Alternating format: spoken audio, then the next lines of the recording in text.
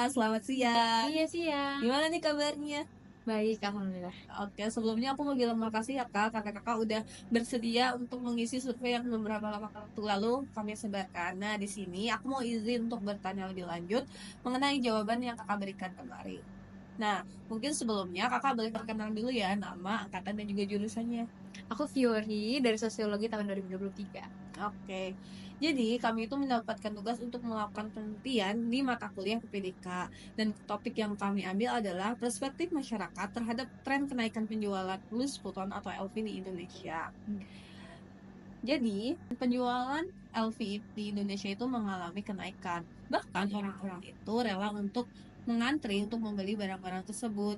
Nah, penelitian ini bertujuan untuk mengetahui bagaimana masyarakat memandang dan mempersepsikan kepemilikan barang mewah, khususnya produk Louis Vuitton sebagai simbol status sosial.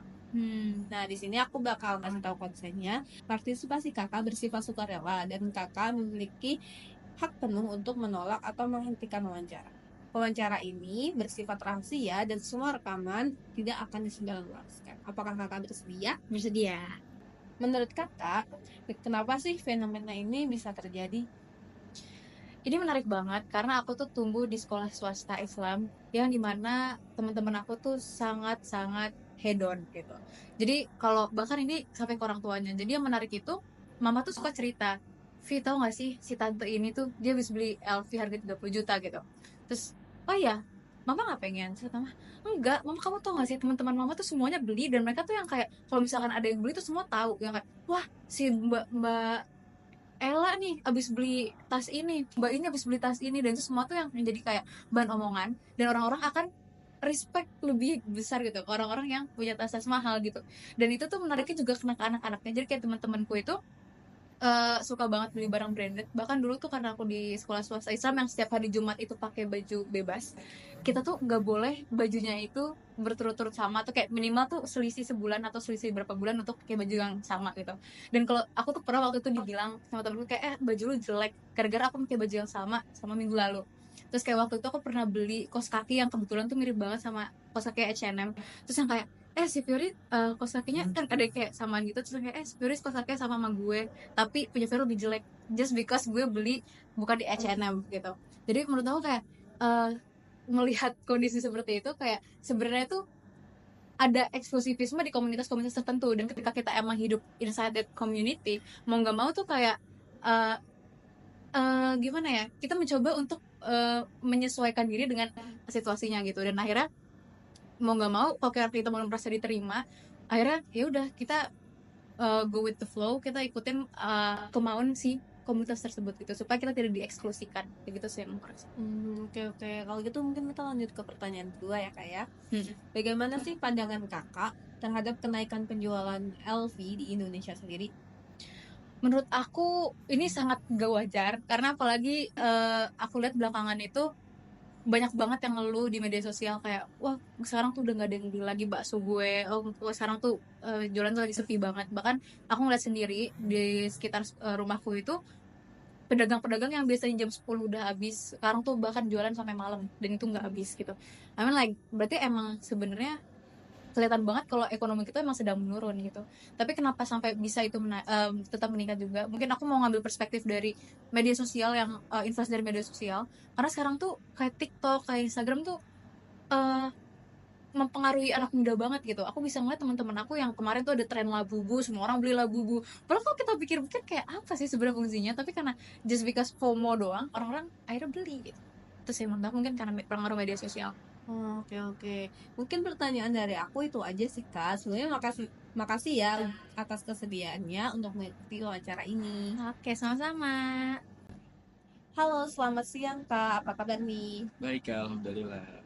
Oke, sebelumnya aku mau bilang makasih karena kakak telah menjadi responden atau mengisi survei yang telah kami sebarkan beberapa waktu yang lalu. Di sini saya izin untuk bertanya lebih lanjut mengenai jawaban-jawaban kakak yang ada di survei ini.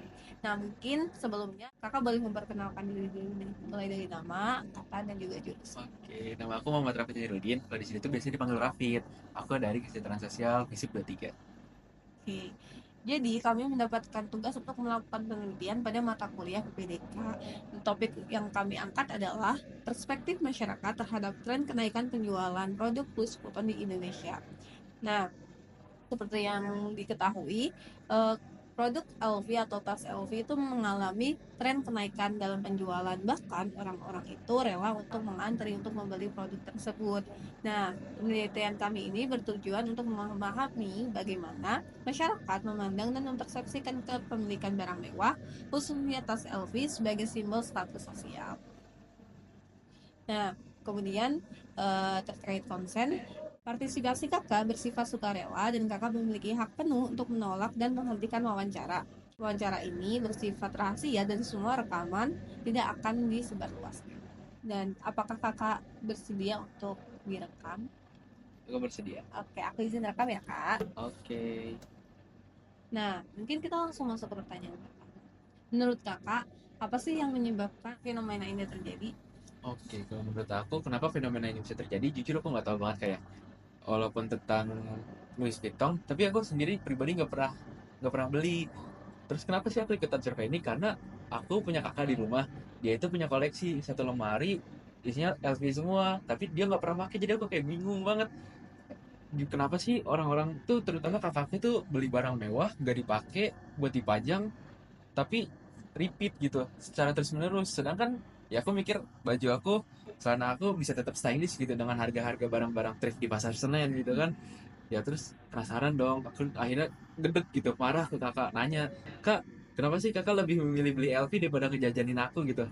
Katanya sih, apalagi kakak aku kan kerja di Kuningan ya, di kota Jakarta, dan pusatnya ini banget ya. Terus kata dia tuh bilang kalau dia dan teman-teman tuh berinteraksi memandang barang-barang yang apa yang dia bawa.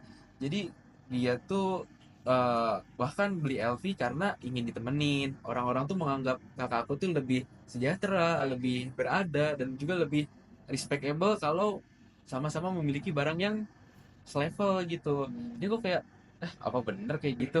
Masa orang-orang tuh prestis sosialnya berdasarkan barang-barang mewah yang gak kepake gitu sih?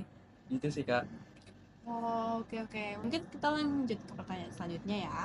Kalau menurut kakak sendiri, gimana sih pandangan kakak terhadap penjualan LV di Indonesia? Hmm, nah ini aku bingung banget nih kak. Soalnya kan aku gak setuju ya. Ya orang mending beli barang sesuai fungsinya ya. Apalagi sekedar bisa dipakai gitu daripada gak kepake.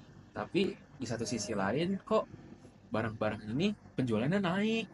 Terus aku tuh kalau ke mall ngeliat tokonya tuh penuh terus, ngantri. Soalnya kan masuknya satu-satu orang ya. Terus juga aku denger-denger tuh ada istilah-istilah pre-ordernya, bahkan harus nunggu berbulan-bulan buat dapetin barang tersebut. Aku bingung kenapa sih orang-orang kayak gitu. Sedangkan aku nggak setuju gitu dengan hal tersebut, apalagi politik. Ekonomi sekarang tuh kan lagi deflasi kayak ya. Seorang susah dapat nyari makan, terus daya jual beli tuh rendah banget kan. Gitu sih kak. Oh, oke oke. Mungkin itu aja sih kak pertanyaan yang mau aku ajuin. Makasih ya udah meluangkan waktu dan kesediaannya untuk mengikuti wawancara ini. Terima kasih juga kak.